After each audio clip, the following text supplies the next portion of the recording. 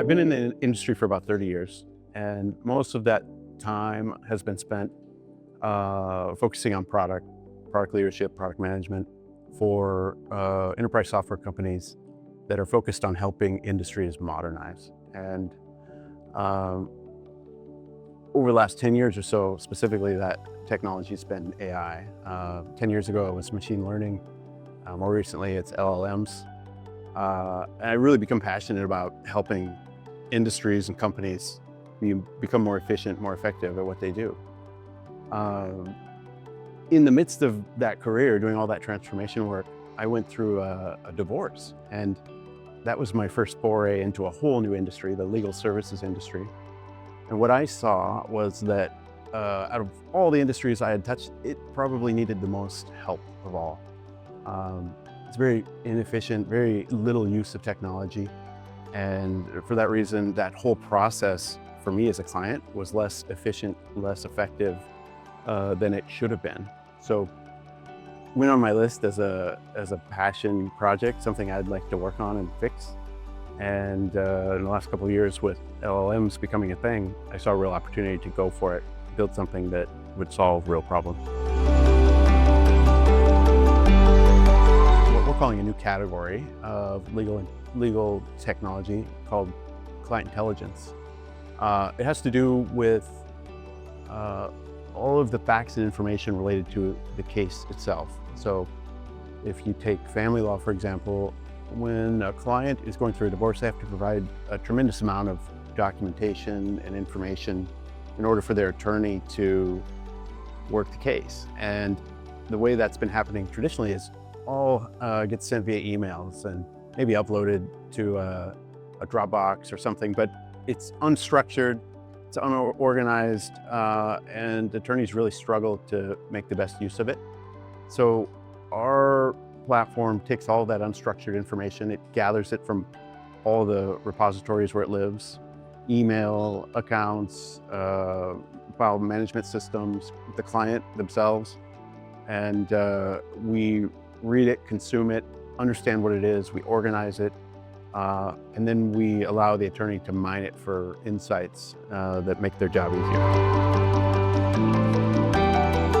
C3 was a great opportunity to work across many different industries. While at C3, we focused on everything from Department of Defense to financial services, healthcare, oil and gas, manufacturing, aerospace, you name it. A really diverse set of problems that have a really high bar in terms of security, compliance, performance.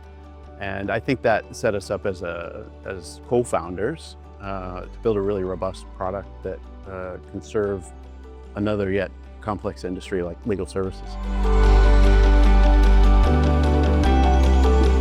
Law firms are mired in confusion. To be honest with you, they don't really know what AI is. They think of AI as a product, and it's really a technology. And for that reason, you know, they're sort of bombarded with lots of differing views about how to use it, what it is, including a lot of marketing fluff from legacy companies that have applied a thin layer of AI on top of older technology. And so a lot of the work that we do is around helping this industry better understand what it is and how to leverage it. At current, I would say most of the effort in legal tech has been focused on legal research, contract drafting, sort of obvious applications of AI, but we're focused on something very different, which is the facts and information related to the case. And for most practitioners, that's a very new idea, and people are getting very excited about that. It was a good fit for us. We like the fact that Salesbricks is also an early stage company. We have a lot of respect for people that are building things to change the way an industry works. When we got into looking at the platform, it had the right combination of capabilities that we needed, not a lot more. You know, some some existing platforms out there are just way too much for us.